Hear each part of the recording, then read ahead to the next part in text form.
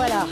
Dans un instant, on va parler économie. Philippe Chalmin, professeur d'économie à Paris-Dauphine. Bernard Maris, économiste aussi, professeur à Paris-Vincennes. On va parler du salaire du CAC 40 et puis du SMIC. À tout de suite.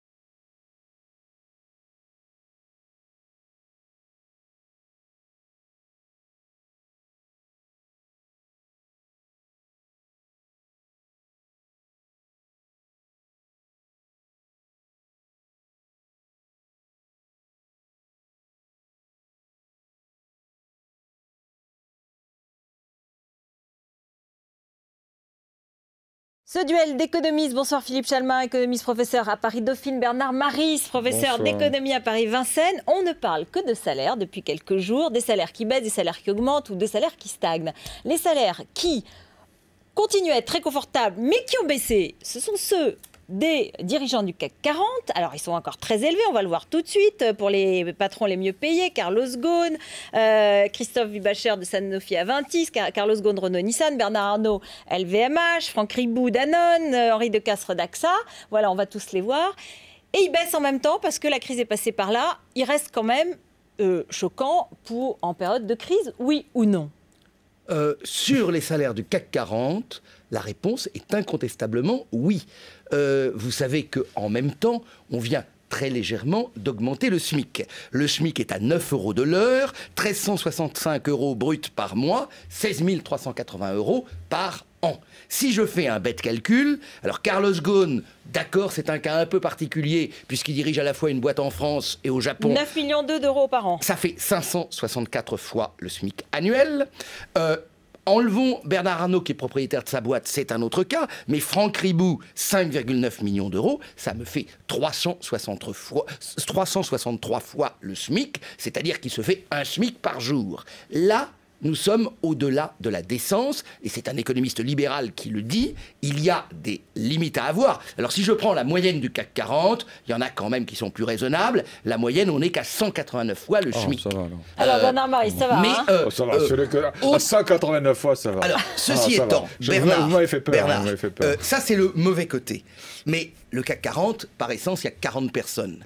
Il y a une autre enquête qui est sortie. Alors celle-là, c'est l'enquête de Proxinvest, il faut signer, il faut rendre à César, ce qui est à César, et qui inclut dans chaque salaire à la fois le salaire, les bonus, les primes, les stock options, etc. Donc, mais il y a une autre enquête qui est sortie sur les patrons des entreprises moyennes. Et là, on voit que, par exemple, les entreprises qui sont les bonnes PME, 150 millions de capitalisation à peu près, eh bien les patrons gagnent 233 000 € en moyenne, c'est-à-dire 14 fois le SMIC. On a toujours dit historiquement que un rapport au sein d'une entreprise, 1 à 20. Je veux bien que dans certains cas extrêmes, sur d'énormes entreprises, il faut voir ce que sont les responsabilités qui pèsent sur ces hommes. 1 à 100, ce serait pas mal. 1 à 363, je suis désolé. Ça n'est pas raisonnable, ça n'est pas juste, ça n'est pas éthique. Qu'est-ce que vous allez dire, Bernard Maris? Il m'a coupé l'herbe sous les pieds, là, je le vois vraiment. Attends, vous allez rentrer chez Mélenchon, là? Qu'est-ce qui se passe? Non, je ne rentre pas chez Mélenchon. Non, mais bon, ce que je voudrais dire, c'est que tout travail mérite salaire. Alors, incontestablement, le salaire des patrons du CAC 40 est disproportionné. Beaucoup de patrons du CAC 40 n'ont pas bien réussi. Souvenez-vous de M. Tchourouk. Je ne pense pas que M. Gauche ait fait de Renault une entreprise. Oui, Carlos Ghosn. Pardonnez-moi de la prononciation. M. Gauche, c'est un lapsus. Oui. M. Carlos Ghosn. M. Carlos Ghosn ait fait de l'entreprise Renault une entreprise merveilleuse, comparable à Volkswagen, à Audi et des choses comme ça. Si vous allez aux États-Unis, vous ne verrez jamais une Renault. Je pense que l'entreprise Renault ne va pas très bien. Je pense que Renault quitte la France et je ne vois pas pourquoi, au nom de quoi, on le récompenserait. Alors là, Philippe va me dire, parce qu'il faut quand même qu'il me dise quelque chose. Il va me dire, mais oui, tous ces profits, il fait des profits. C'est vrai que Renault est en train de déclarer des profits et le CAC 40 fait des profits. Et là, je lui réponds tout de suite. Oui, mais dans les profits, il y a aussi des investissements, il y a aussi des emplois, il y a aussi... Et il y a très peu d'impôts. Et c'est pour ça que je suis entièrement d'accord avec Philippe. Alors vraiment, je l'approuve tout à fait lorsqu'il dit que le patron qui doit être payé, c'est le patron de la PME.